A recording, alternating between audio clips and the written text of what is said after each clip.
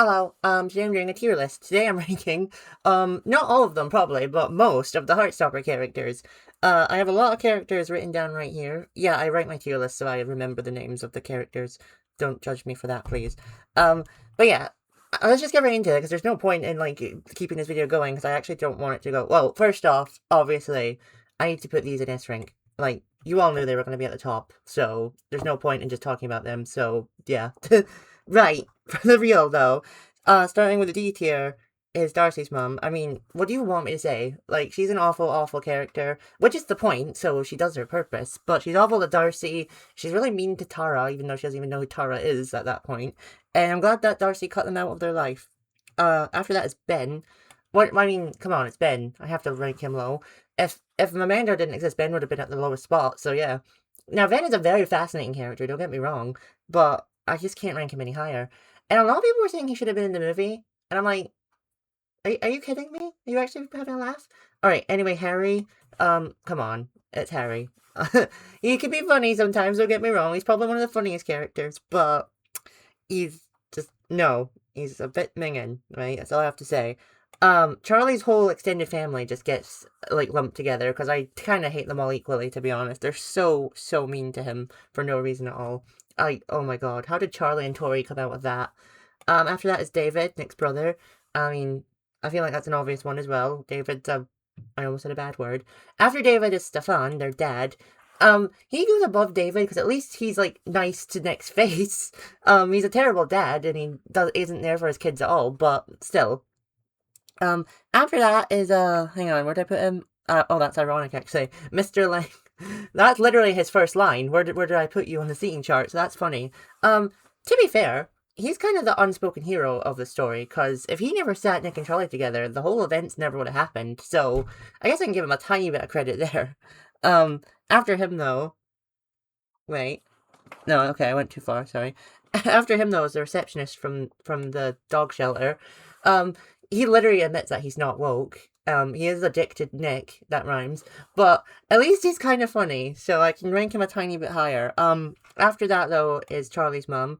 Like, maybe it's unfair to rank her this low, but, like, she's a bit of a bitch, a little bit.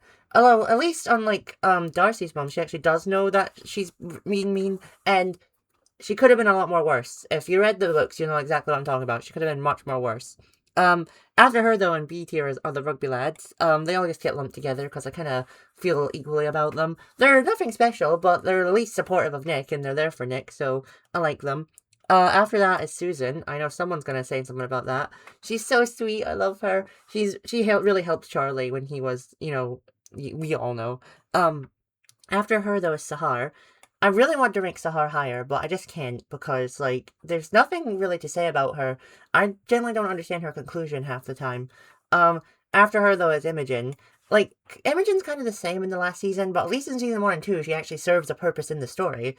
Like, Sahar didn't really serve a purpose, she's kind of just there. So, I have to rank Imogen a little bit higher than that. After Imogen, though, is Oliver, Charlie's cousin.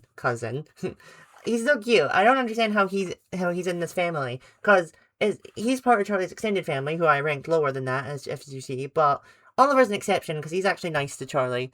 After Oliver is Felix. I like Felix, they're cool. I love that they're on a wheelchair. We need more wheelchair rep. I know I'm not on a wheelchair, but I still. After that is, how do you say this name? I don't know if it's Noemi or Naomi, I always get confused because of the way it's spelled. But, well, Belle, we'll say, because that's her actress's name. She's really nice as well. Her and Felix are kind of just there as, Elle's friends outside of Higgs, but still, it's very nice. After that, though, is Elle's headmistress. I love her. She's really nice. I love that they got a trans woman for the headmistress. That's really cool. Sorry, I had to make the screen smaller. I always have to do that. Who did I just rank?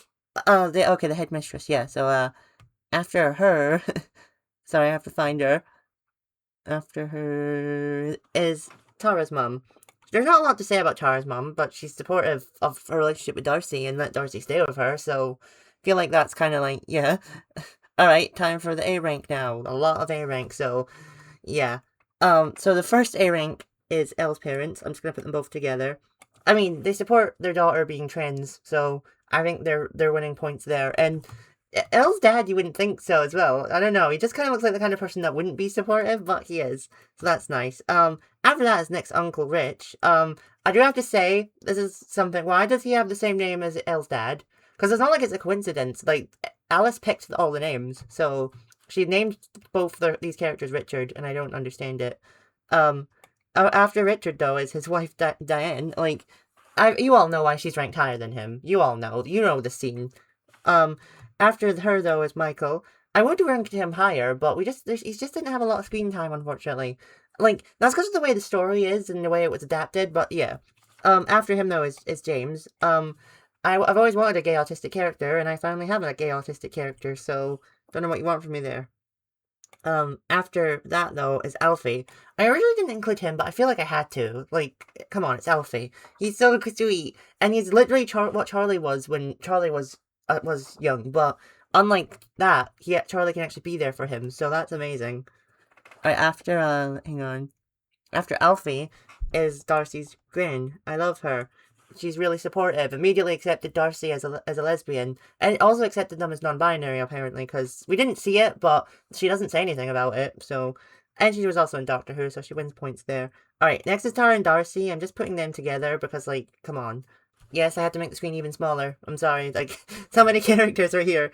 After Tara and Darcy is Charlie's dad. Like, I think he's probably my favorite out of all the parents. No, that's a lie. He's my favorite out of all the dads. But yeah, he's really nice to Charlie. He's very supportive of Charlie. Much more supportive than his mum. I don't know how they ended up together, to be honest. After him though, where is he? Where is he? Okay.